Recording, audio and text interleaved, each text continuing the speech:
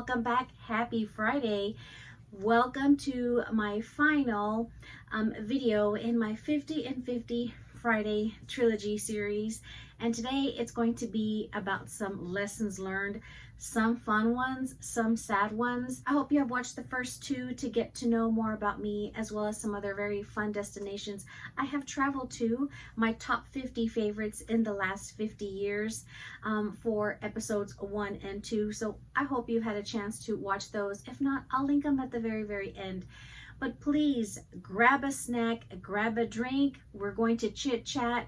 And if you want to go ahead and put this video on high speed, please do so. So this way you can hear these really fun stories and just things that I wanted to share with you that have really touched me and formed me and shaped me into the Latina that I am, the woman of God that I am, and the daughter, the wife, and the friend that I am to many very wonderful and close people in my life. It just so happens that I was doing a wonderful live with the fabulous Dee Bean, so figured it would just be fun to go ahead and stay within this backdrop setting for my final trilogy video.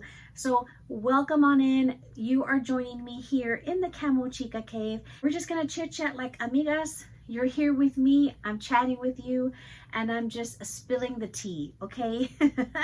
But hopefully what I share with you, maybe it'll help you, maybe think of something, it'll help you in a certain way, whether it is within life, whether it's relationships, or whether it's work. And it'll just be us chit-chatting like amigas, like we've known each other forever. Right now for me, because I am in corporate America, this is the time when we're doing mid-year reviews. So this is pretty much going to be a mid-year review of the first 50 years of my life. I want to start off first by just simple life basics. This is what I learned as a little kid, and I have continued to go on doing this now even into my adult life. For me personally, as a child, I had a very strong-willed grandmother who was very much practicing her faith. She was the example. And because of me having my grandmother and her sister, my great aunt, they were my examples of what it meant to have faith and be involved and serve your community. My grandmother, being the spiritual guide and spiritual mentor that she was for me, she always taught me to every day be sure to armor myself. And so no matter what faith you are, as a Christian, you know, always remember to armor yourself in the morning and at night. And for me and for our religion, it's of course very significant for us to do the sign of the cross. And that is because we are blessing ourselves. And when we bless ourselves, we're telling the devil to back the you know what up, like hands off. Leave us alone, because we are protecting ourselves and blessing ourselves. Aside from it, of course, reminding us of our, baptism, but truly that's what it means, and it's a protection for ourselves. Whatever faith you are, just bless and protect yourself daily and at night. Even if it's a simple prayer, by the drop of your most precious blood, surround me from the crown of my head to the soles of my feet, and protect me from all the evil of the world. Something simple, armor yourself. My grandmother always said, always say, may this day be a better day than yesterday. Que este día sea mejor que ayer. And I have recited that every day.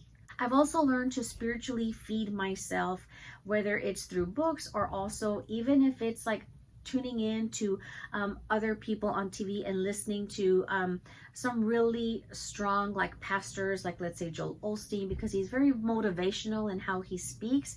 And then also like Bishop T.D. Jakes. I've learned to just find different ways to feed myself spiritually so that I'm always learning and always feeling a sense of connection to God. A very important lesson that I learned is just like the fortune cookie might say, or maybe the little Dove chocolate wrapper might read, is your tribe is your vibe, or your vibe is your tribe.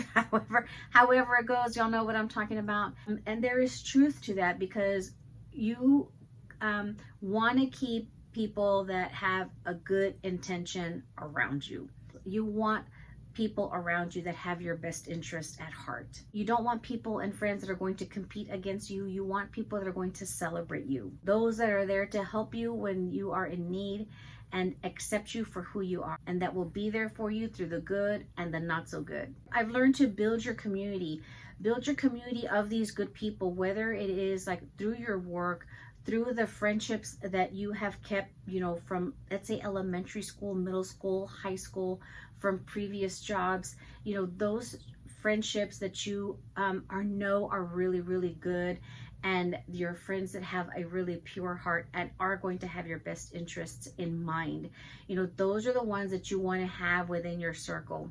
I've also learned to be very respectful and grateful of the relationships around me, and that there's a season for friends, the season of need, when sometimes you are going to need a friend or even a family member more at certain times in your life. I've learned to appreciate those moments with that particular friend or family member when I needed them most. And in appreciating how that person or family member was with me when I needed them, I also appreciated and respected the fact when they did the same for another person and another family member.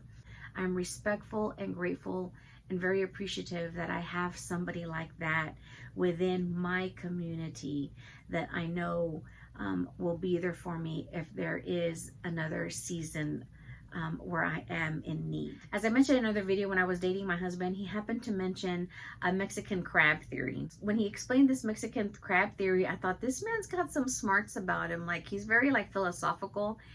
And when I looked it up, I was like, that's actually there's a lot of truth to that, to where sometimes others kind of resent you for moving up, moving ahead, and it's just this bucket of crabs, and then one little crab is trying to get out. He's trying to get ahead and he's trying to get out. He's moving on up. He wants to do better for himself.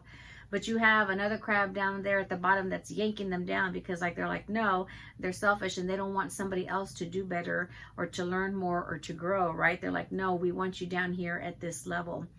And in Spanish, there's a saying that goes, tuvo que lidiar con el resentimiento de aquellos que al no conseguir el éxito propio no soportan al ajeno. Which means he had to deal with the resentment of those who, by not achieving their own success, cannot stand the others. And so that to me was essentially the Mexican crab theory, pretty much explaining it. But it's true. So this is why I say, when you're building your community, be very mindful of those crabs that are going to want to pull you down and not support you and uplift you, and be there to be happy for you and praise you and give you your flowers when you deserve them. You want the community around you to be very supportive and loving.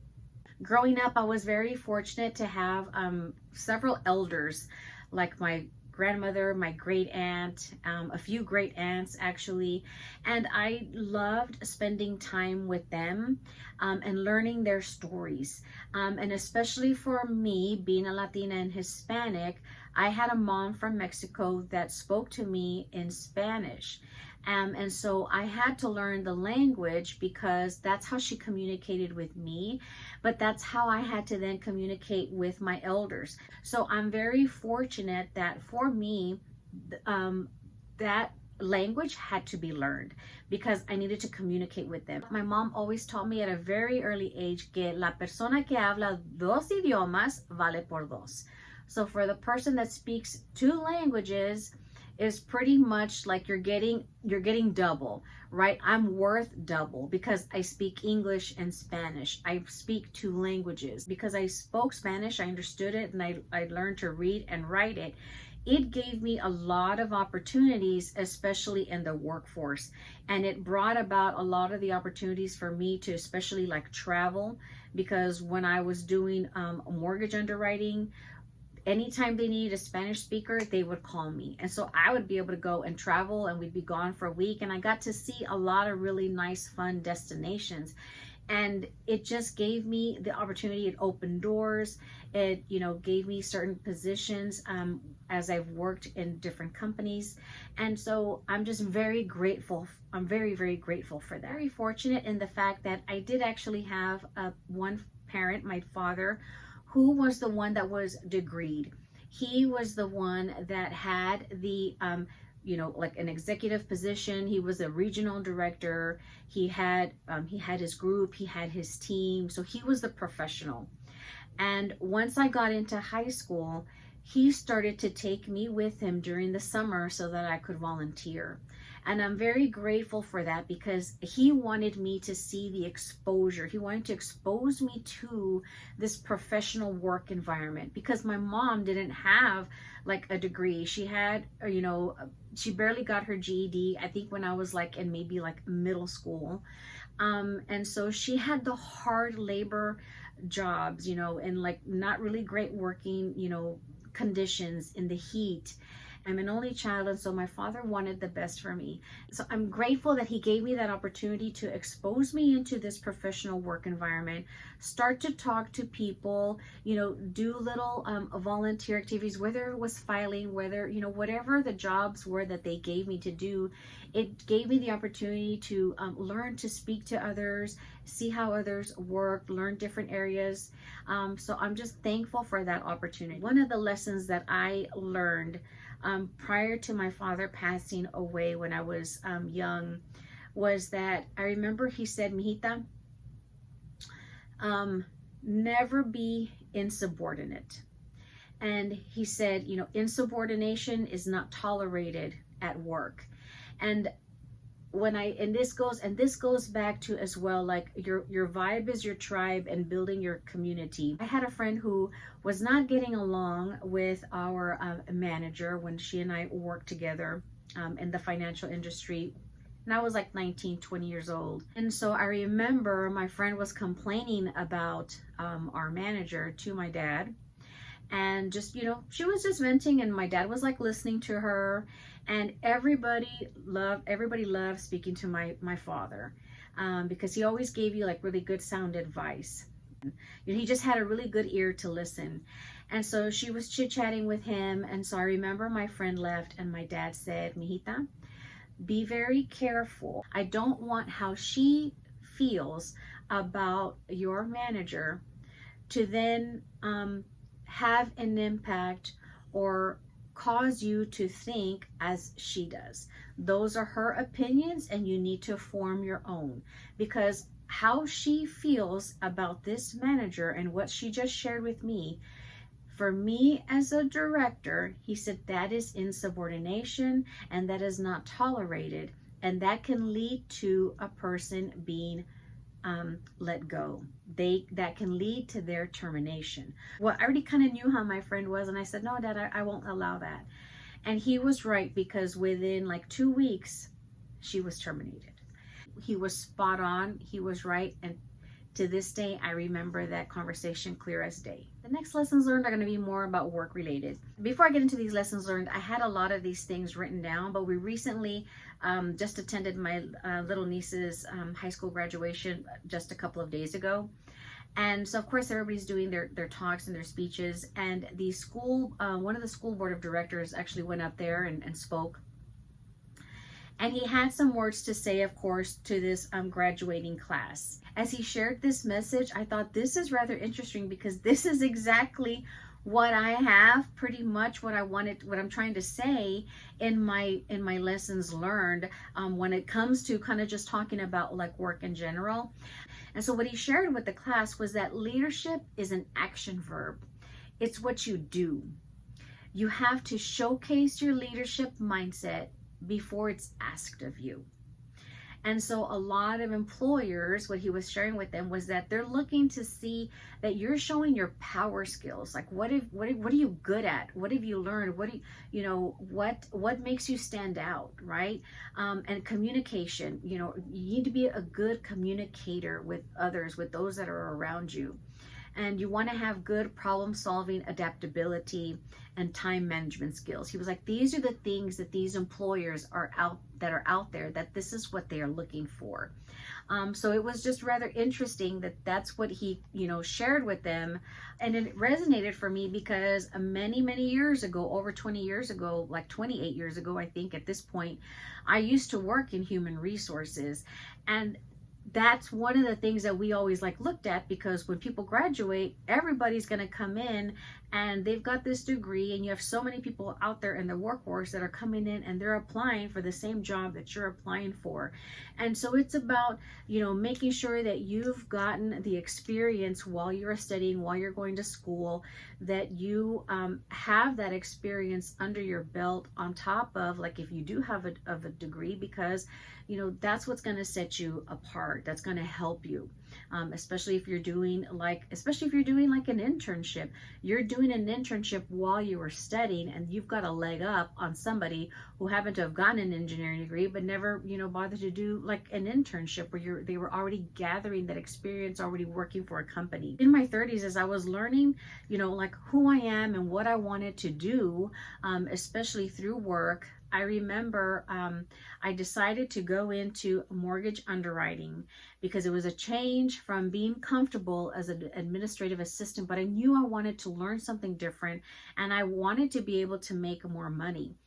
And so went to underwriting training school, and I was, fresh out of training school with the company, and on the floor starting to underwrite loans. I was getting frustrated because I was like, this is a lot to learn. I don't know if I'm ever going to be able to do this job. I'm just like, I feel like I'm not getting it. I had a great mentor, but you start to think like, did I even make the right decision going into this route? And I remember seeing this young girl who was like in her like mid-20s probably. And she was just, doing her thing, underwriting them, going out and partying. And I remember thinking to myself, if this girl can do it, I know that I can do it, and I can do it better. If she understood this and she's doing it, I know I can do it better. And just changing my thought process in that manner really made me then turn around and say, okay, you can do this, and get the experience that you need to. If I need a little bit more mentorship, I need to ask more questions, because I'm going to get this and I'm going to be the best at this. That's really what lit the fire under my butt to do better and to learn and to grow and to continuously move up. I'm glad that I thought that way to give me that push, because it allowed me to continue to move up and get promoted to a high senior underwriting position, and doing that for so long. And especially when we are in a new role, it takes a good year to really get it and understand it. So sometimes we also have to be patient with ourselves. We can't expect to just learn a job and really know everything about it and what all it entails within a month or 2 months or 3 months.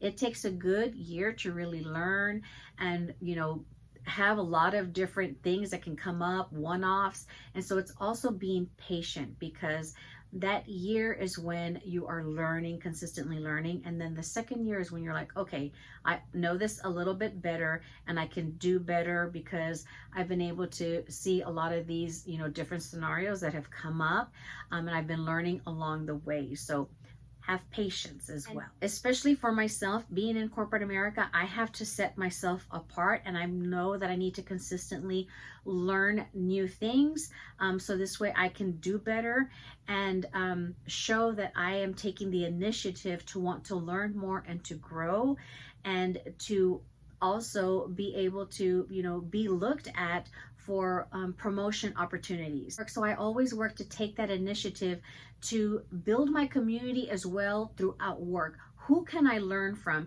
Who can teach me something new that I don't know about? And a lot of managers look at that as well, especially like our senior level managers. What is Laura doing to set herself apart? Why does she deserve more of a higher merit increase than this person over here? Why should we give her more of a larger bonus potential than somebody else, right? And share the knowledge. And that's one of the things that I love to do as well, is what I learn, I love to share it.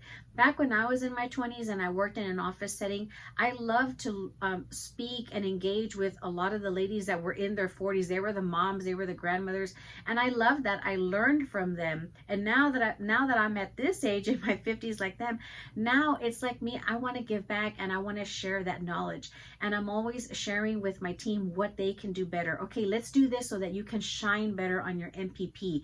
Show that you've done this much. Pull your metrics. Show that you've done so much work. I want you to shine, because that's what I do on my MPP. So I want you to do that on yours, and just share the wealth, share the knowledge, learn from others, ask for opportunities so that this way you can be mentored. Ask for opportunities so that you can go and do a side-by-side with like another group, so that you can just know a little bit more of the world around you. Stay hungry to learn more, but always be humble. Don't be a braggosaurus. I stay away from people that are like that. You know, I want to have good people in my circle that'll help uplift me and empower me and help me learn. And because I want to be able to do that for others as well. To share with you a little bit as to what I do for a living, I do work for a global financial company. And I've been on the banking side for 5 years, where I was previously within the mortgage side for 15 years. So a lot of my experience is on that side. And you would think that being with like one company, sometimes things are done the same way as far as like maybe promotions, merits, and bonuses. And in the mortgage side, it was a certain way. And, you know, you had very, very, very low, you know, merit increases. You had a nice bonus, but, you know, being in that area for so long, you think that that's how it is. And so sometimes a lot of people don't like that. They get frustrated and they might go to another company, because maybe people possibly think that it's just like that all the way around throughout the company. And thankfully, I've been fortunate to move over into a banking side, and this world is completely different. And so that's giving me a lot more opportunity for growth, more opportunity as far as pay.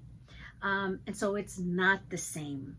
And so that's just what I want to say, is that don't think that just because you are in, if you're in a company, you're in one area, that you think that it could be like that all the way around, you know, company wide, as far as how they handle promotions, how they handle pay, and how they handle like bonuses for those positions that have that opportunity. It can be completely different on another site, and it may be more to your advantage in another area than in an area that you are currently in. So I stay hungry. I always want to learn more. I find people that know the landscape, that can teach me, so that I can learn from them, and that way I can show that I have that desire, that eagerness to want to learn more, and that helps me continue to advance. I've also learned that you can be really good at a certain position, but you might not like it, right? And that's happened to me. When I was in the mortgage side, we ended up being kind of like project managers in a sense. And I got really good at it because we were having to do a lot of like customer remediations. My senior leaders would tell me, "You are so good at this." And I'm like, but it doesn't mean I like it. And, you know, a lot of us, we hated the job because it was not what we were initially doing, you know, where we were reviewing loans to approve people so they could purchase a house. And so it was a completely change of pace, and they just switched us into that role, and we had to learn it. And I was stuck in that role for like about, I think, 3 years, until I could finally move out and move into where I'm at now in banking. But you can be really good at something, just like a lot of people go and they get their degrees in one particular field, and then they do it, and then they find that that's not their passion, that's not their love. And that's okay. Find something that you do like, so that this way it doesn't feel like a job. As you're doing well in your job and you're starting to earn more, then, you know, I've learned to save more. You know, in my late 20s, mid 20s is when I really started to have like the little piggy banks. And so the more I earned, the more I was able to put away and and be proud of myself for what I was able to accomplish, and be able to have these little nest eggs here and there that I could pull from if there was some place that I wanted to go and visit, or there was something that I wanted to treat myself to. The first lady here of our city, the mayor's wife, she came and she spoke to our company last year. She told us that modern womanhood isn't about work-life balance anymore. It's about boundaries. Boundaries that you choose, not anyone else. And that's very, very true, because as we get older, this is when we really start, sometimes when we are young, we're like, okay, yes, I can do this, I can do that, because you want to please others. But as we get older, we do start to realize that, like, hey, this is when we need to use our voice. We know our worth, and we set this boundary to say, you know what, I can't do that, you know, today, or I can't take this on, or I can only do so much. Especially if you have a life where you've got a spouse and you have children, and you have maybe family, maybe you have you know, your parents that you have to take care of. You don't want to overstretch yourself, you don't want to overextend yourself. So always remember to set that boundary. Know what you bring to the table, whether it's in your job, whether it's in a relationship. Just know your worth. Never feel that you are less than. Know your value. Let's get into some fun life lessons about love. And I touched on a few of them. If you haven't watched my video on my love story on how I met my husband, I've mentioned a few in there, but I wanted to mention a few others. And I have shared that I've been married twice. I was previously married prior to meeting my husband, my soulmate. And the thing that I learned about that relationship was that I needed to, and I should have, listened to my gut. And I had a friend of mine back when I worked in the hospital many moons ago, and so my friend's mom would tell her, you can say that you can trust your husband, but don't never trust another woman, right? And then she would tell her, amor de lejos, amor de pendejos. So like a long distance relationship was basically for fools, essentially, is what that kind of translates to. And so when you have a long distance, for me, the lesson learned was when you are in a long distance relationship, when you do see one another, it's always like a honeymoon. You're in a honeymoon phase because you haven't seen the person in, you know, a couple of weeks or a month or however long it is. So when you do get together, everything is, you know, fine. You're happy. You're like in this honeymoon phase. First marriage, the person that I was with lived in another city when we were dating. And so it wasn't until they finally moved over here when we were living together that I started to see more signs of concern. And I ignored them, and I thought things would change. And what I learned from that was that you can never love a person enough for them to change. And that I should have listened to my gut. And I should have said, no, this is not the right relationship for me, and I need it, and I need to end it. And I went ahead and I got married, and it just, you know, did not get any better. Love doesn't change a person. And a lot of times you don't want to confide or share with other people because you feel embarrassed that, you know, you wanted this relationship to work and you want other people to think it's fine when it's really not. And I remember my grandmother, I remember her stories and her struggles of how things were for her in her marriage to my grandfather. And so I thought, there's no way I can confide to my grandmother because she's just going to tell me, stick through it. You know, you got married, you know, like the rest of us, and we dealt with it, right? And it took a lot for me to finally have the courage to tell my grandmother what was going on, because she was very insightful. She had this intuition, and she said, I know you're going through something. I know you're struggling through something. What is wrong with you? When I finally broke down and told my grandmother what had been going on, she said, tú no eres la primera y no vas a ser la última. You are not the first. You are not the first in this family that will get divorced, and you will not be the last in this family to get divorced. Do not waste your good years on something that will never work. She says, look at your aunt as an example.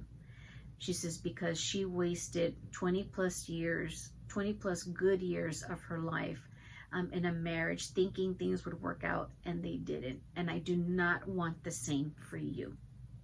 And so for me, that was my blessing from my grandmother to know that this was okay for me to end and find my happiness. I needed to go through those chapters in my life so that this way, when I did meet my husband, I was appreciative of him, of his love, what he had to offer me, his friendship. And I'm just very, very thankful, and I'm very fortunate that I closed that door, because then another door opened and it brought a big, big blessing to me. Let's get into some funny stories. A couple of my male friends have told me this, and even my husband, they always say, you know, men are dumb, right? Like sometimes they just don't get things, and you know, sometimes we need to be specific and we need to tell them specifically certain things because they think differently than us. As they say, men are from Mars and women are from Venus. And so love can be different in how they interpret it. I say this to lead into the next lesson, is that sometimes we can be with somebody when we're dating them and we get along with them. You know, sometimes we get very comfortable because we actually have somebody, we have someone that we have in our lives that, you know, that we do can chat with, and you know, we're dating them. This is when I learned to be open, to be receptive and respectful of others, of really good friends that I have in my circle, within my community, within my tribe, that had the best interest for me and shared with me what they wanted or what they would like to see for me. And what I mean by that is, after I had gotten divorced, I was in this relationship and I was enjoying spending my time with this person. However, I had two people, my spiritual mom and another really, really good friend, and both of them were very candid with me, and I respect them to this day for it. And they said, you know, we like this person that you are with. There's nothing, you know, there's nothing wrong with him. We get along with him. We enjoy our time when we're with this person. But, you know, I see you with somebody who is, you know, educated, more on your level, you know, just somebody that can bring the same to the table as you. And, you know, both of them had, you know, certain things and how they described and what they saw for me, what they wanted for me, because they had this love and respect for me, and they wanted the best for me. Whereas somebody could have taken that, you know, negatively and not have appreciated and respected that. I received it, and I was open to listening to them, because I knew in the back of my mind that I wanted more for myself. I knew that it was not fair for me to stay in that relationship, because I knew I wanted something better, whether it came or not. And so I went ahead and I chose to end that relationship because I did not want to block my blessing by having somebody here in the way of me receiving the blessing of truly being that life partner, that soulmate that was going to complement me in the best way.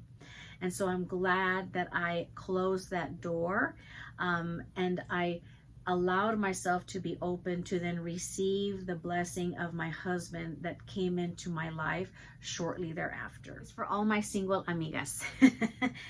It's rather unsettling when one amigo tells you that they do this. Then when another amigo tells you that they do the same thing, then you're like, okay, I guess there is some truth to this. And I just thought it was rather crazy. But amigas, just so you know, if you haven't already figured this out, men have their chone dropping playlist, okay?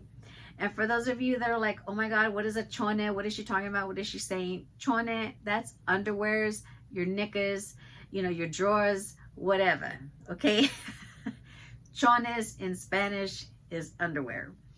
And one friend says that his chona dropping playlist is Lionel Richie.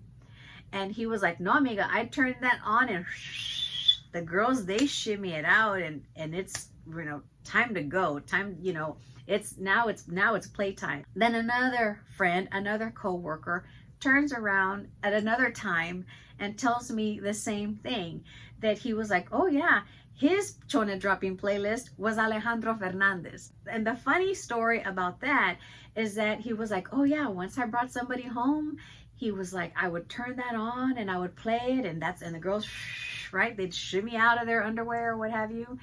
And so then that's what he would play. And he said, amiga, will you believe that one time, he said, so I bring this girl home, right, and I turn on my little Alejandro Fernandez music to get ready and set the mood. He goes, and then the girl tells me, she goes, I see you're still playing the same old music. He was like, he goes, it took me aback. He goes, because obviously I had taken her home before. He goes, and I didn't remember. So, word of the wise, amigas, if you're single and you're out there trying to find someone, be mindful that these men have this chona dropping playlist, which leads me into my next lesson learned of the 90 days. Love in 90 days. And I've talked about this in my love story video.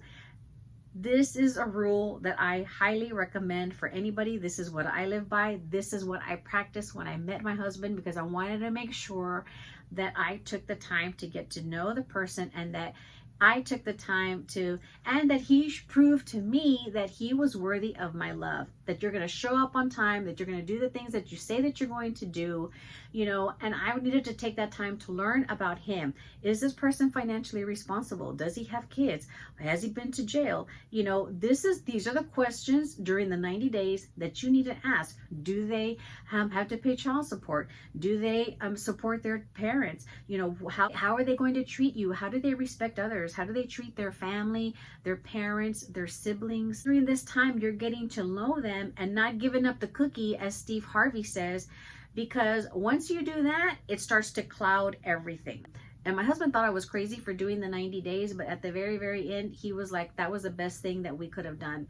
Because this is that time that you want to get to know the person, and you want to make sure that you're not picking up any stray cat out there, right? Because like my husband says, ya cuando le dan la leche, meow, meow, they come around and you give them the milk, that cat's not going to go anywhere. And sometimes it can be years before you can get rid of that stray cat that's not really good for you.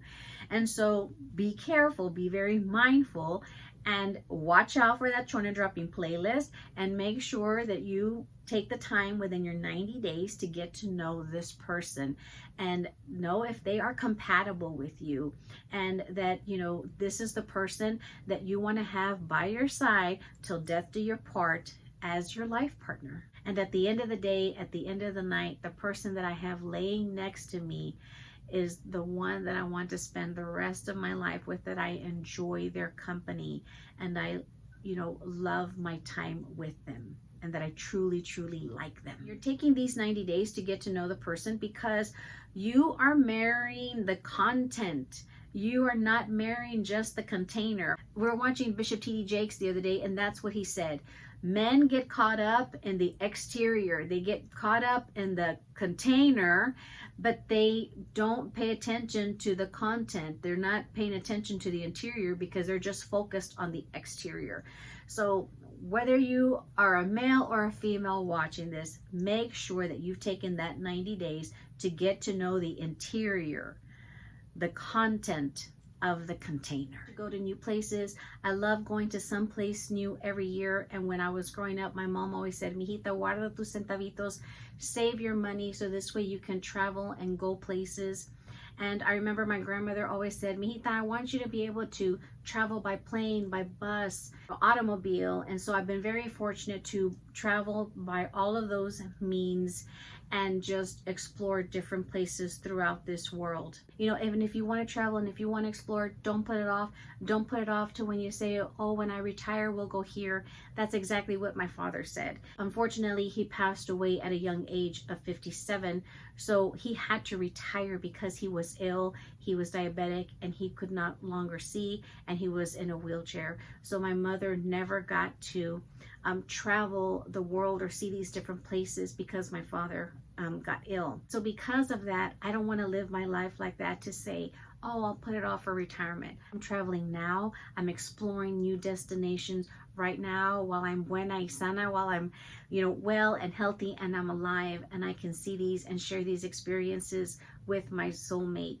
And so I don't want to put it off for retirement, because today is not promised and tomorrow's not promised. We're here today, gone today, amigos. So highly encourage you to travel if that's what you want to do, so you can see these new places. Don't put things off. Don't be afraid to do things by yourself, especially when I was younger in my 20s. I always felt like I needed to have a friend or somebody to do something, or like my mom, I was afraid to go and eat at a restaurant by myself. And as I got older, I was able to kind of like get out of that shell, get out of that bubble of me feeling uncomfortable and starting to do things on my own. The proudest moment for myself was, saying, you know what, I'm going to go see a Broadway show. I came to New York. I'm not leaving New York without seeing a Broadway show. My friend had other plans, and I was like, I'm going to go. I'm not going to miss this opportunity. Seeing the Broadway play of Wicked in New York just gave me so much satisfaction, and that's the memory I have that's my memory of a lifetime that I have, because of that moment of me just doing something for myself and by myself, and not letting the moment pass me by. As we get older, we value our times with our friends, and especially our family and our parents. Losing my father at 21, I lost him very soon, but I lost him at a young age, and he passed at a young age. But I had to learn and accept that I needed to be thankful for the 21 years I did have with him, because not many people are as fortunate to have even known their father, known what it's like to have a hug from their father, or maybe even their mother, or to have had that many years with their parent, because maybe they never met them, maybe they passed away when they were young, and maybe they were like only 4 or 5 years old, and they didn't get to, have some of these lessons, some of these teachings that, like I was fortunate to have. So I'm thankful for the years that I was given. As I said, we're here today, gone today. We never know how long we are going to have them here with us. Just like the song from Carrie Underwood, Two Black Cadillacs Driving in a Slow Parade. That song took like a whole other meaning for us, especially for my husband and his family. They unfortunately had a traumatic experience of losing their parents on the same day, within about 4 hours from one another. So my husband lost his mother and his father on the same day. So riding behind two black Cadillacs is not something I wish on anybody. Seeing two caskets side by side in a church is not something I wish for anybody. Life is short. You realize that a lot of material things that you've accumulated, as you see behind me, they don't mean a damn thing, right? Because you've had a huge loss. And especially when you're having to deal with, you're having to mourn the loss, you're having to take care of things, having to manage an estate. It's a lot of stuff that you have to deal with. And we learned from there that you have to have your wills in place. You need to have your trust in place. If you can just designate who gets what specifically, that's the best thing, rather than saying divide things out equally. Some people feel they deserve more than others. Some people can't decide what to do. And it's just been a hard few years and for the family. And so it just gives you a different perspective on things. It's a very sad experience, and we're still learning through it. We're still growing through it together.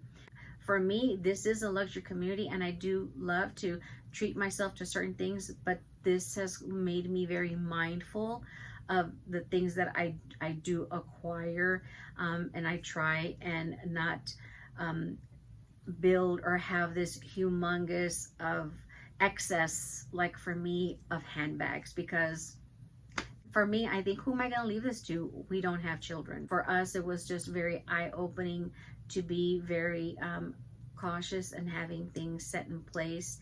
And now, especially for like my parents, and making sure that things are in place for them, because of just the things that we have had to go through with a lot of the proceedings with the court.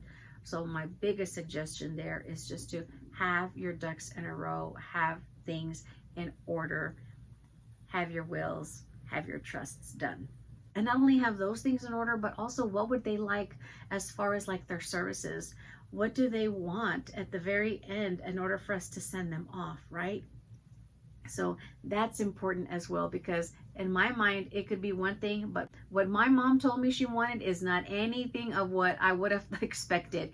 So be sure to find out what that is and that it's written down somewhere. One of the things that I learned in my 30s from someone that was kind of like a he was a doctor of sports medicine, but they dealt with a lot of spiritual awareness, and I never forget. And sadly, we just lost him last month. And he said that there are 4 evils: fear, anger, hate, and resentment. And he had this gift, he had this don where he could look at you, my friend could look at you and tell you which evil affected you. Because he would tell you specifically the scenario of what happened that caused you to have the fear, anger, hate, or resentment. And I remember he told me that I had resentment and fear. And I had the resentment of losing my father. And he was right. I had a lot of guilt. I had a lot of resentment for losing my father. And I was holding on, and I had that within me. And so he said, you need to let that go. He's like, you have to let that go, because if you're not releasing it, then you're not really truly allowing your father be at rest and be resting peacefully, because you're still kind of holding on to him, and you're tugging him down. You've got a lasso around him, and we need to let that go. And so I'm very glad that I was able to kind of learn that these are things that we can have that are attached to us that we need to like let go, so that this way we don't have any of these burdens on us. Our brother in Christ that would do these spiritual awareness classes, he would always say, it's not what's the matter with me, it's who's the matter with me. And you need to find out who it is that is causing some angst, some issues within you, that it could be causing this fear, anger, hate, or resentment. And because of that, if we don't release it, it could then lead to certain illnesses that can affect us. And so I'm just very fortunate that this awareness was brought to me so that I could release that resentment that I had, as well as the fear that I had. And so that this way I could have my father be resting peacefully. Now that I'm in my 50s, this is when we really begin to live life, and we're living the life that we're meant to live. And we're really appreciative of that, especially for me, having lost so many family and friends that didn't get to reach the age of 50. I find myself very fortunate, and I'm at a place in my life where I can enjoy the fruits of my labor, really, and just begin to enjoy this time for myself. And I know myself more. I know what I like. I know what I want. And I'm just very happy and fortunate that I have made it to chapter 50 and about to turn the page to chapter 51. As we get older, we are more confident. Don't let anybody steal your joy. You know who you are and what you like. Always remember never to let your circumstances diminish who you are. And remember to keep this community that you have built around you. This is your own personal board of directors that you have in work and in life. They're going to be there to support you and to uplift you. They're going to be your best cheerleaders. Build this network of people that are positive. Our confidence is just going to develop with age, especially as we are in our 50s. This is our moment. This is our time. The 50s are what we are meant to be.